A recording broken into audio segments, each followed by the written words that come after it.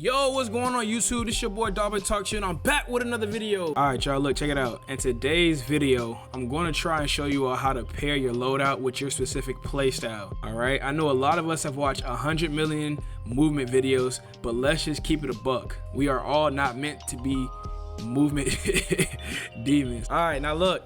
This video was meant to be short and sweet. I mean, well, that's the plan, all right? All right, so look, the first thing that we're gonna talk about is the specific vest that you all should be wearing. Now, my top two most useful vests are gonna be the infantry vest and the overkill vest. So what are the differences between these two vests? First and foremost, for our infantry vest, it's gonna increase your tac sprint duration, and it's also gonna reduce refresh time. It's gonna increase how far you can tac sprint. It's going to reduce the amount of time that it takes for you to start your tac sprint again. All right, it's gonna be very helpful when you're running across a big map and you're trying to get from point A to point B. All right, but look, check it out. Here's a caveat. As you all can see, it says duplicate effects do not stack. If you're using this vest and you also pair it with running sneakers, all right, it's gonna give you the same effect. Instead of you wasting that slot, it's gonna automatically give you the effects of lightweight boots. When it comes to using overkill vest, you're gonna be able to grab your primary and your secondary weapon, but you will lose your field upgrade. You are gonna be able to reload while sprinting, which is a big plus. Also going to increase your weapon swap speed.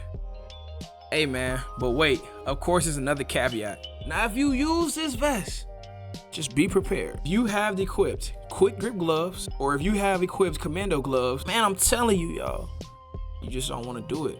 I'll give you the effects of marksman gloves. So you'll probably see a lot more people using it during Warzone. The first thing I'm going to be talking about is your boots. My two top favorite boots are going to be tactical pads and Stalker boots. Now, there is a third one in here that I'm not going to talk about today, because all of what I'm explaining to you all today is going to be for pre-Warzone. Our first favorite boot is going to be tactical pads. When you use tac pads, it's going to increase your slide velocity and allow for aiming down sights while sliding. It's also going to increase your stance, transition speeds, and crouch movement speed. Now, my second favorite boot is going to be Stalker boots. It's going to give you increased strafe and ADS movement speed. All right. I know tactical pads seem like the best go-to option, but in my opinion, it really just depends on your play style. Y'all hear that? Y'all hear that? Oh wait, that's the sound of you smashing the like button. Now it's about the time that we go into our pros versus cons list for both of these boots. The first pro that we're gonna go over is your ability to slide and aim. As you all know, in Modern Warfare 2, we were unable to do this. Now, the second pro that we're gonna go over today is gonna be your sliding momentum and velocity. All right, this is simply gonna be the distance that you slide after hitting your slide button.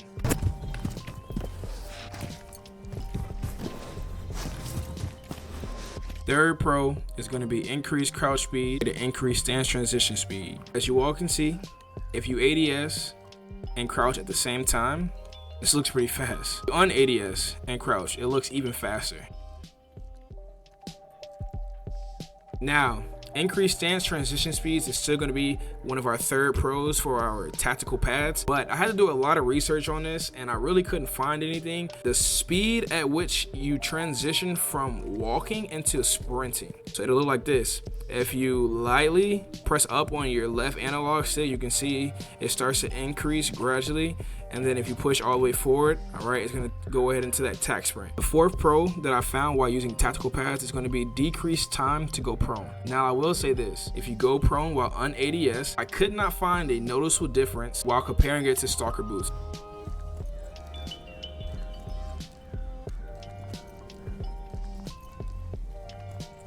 All right, now our fifth and final pro to using tactical pads is going to be your increased distance on jump peeking and bunny hopping. But here, watch this.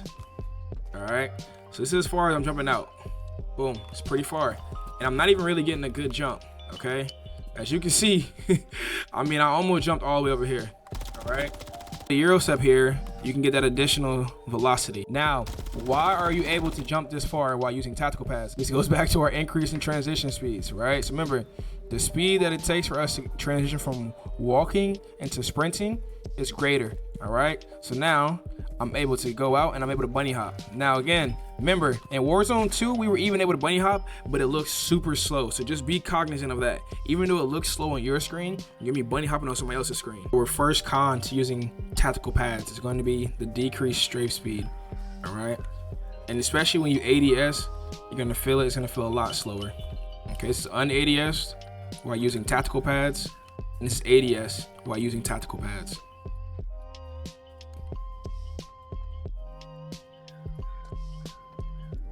Now our first pro to using Stalker pads is going to be your increased strafe speeds. Again, this also includes ADS movement speed, so forward and backwards. Our next pro when using Stalker pads is going to be your increased distance on jump picking and bunny hopping. Now I know we just said when using tactical pads you're able to do the same thing, right?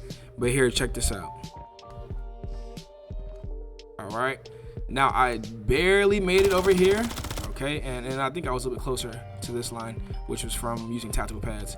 Now I barely made it over there, but I do think that the reason why we're able to get the same distance while bunny hopping when using both of them, when you hit the ground in your ADS, you're already getting that movement speed. So my opinion or my hypothesis is that when I hit the ground initially and I start moving to the left, I gain the ADS movement and strafe speed, which allows me to get the same distance. Remember, when you do these, you can jump out at angle, okay? We can jump at angles. We can jump to the side. All right, I can Euro step. All right, or you can just do the traditional jump peak. All right, you can even jump peak at an angle, all right, and do a backwards bunny hop. At an angle, backwards bunny hop. All right, a rotational aim assist you're gonna get on Stalker pads is actually really nice. Or you're gonna wanna run over here, all right, to where these crates are. And all you're gonna do, all right, you're gonna go un-ADS, okay? And while you're moving side to our right, we're gonna go to our right. All right, I want you all to control your right analog stick. And you all should be looking like this. If you all don't know what rotational aim assist is, there's gonna be the aim assist that you get when moving side to side, okay? Strafing, in other words. First kind we're gonna have is gonna be our decreased crouch speed and decreased transition speed. Here's me crouching. I'm crouching with Stalker boots. All right, the next con that we have while using Stalker boots is going to be a slight decrease in that slide velocity, okay?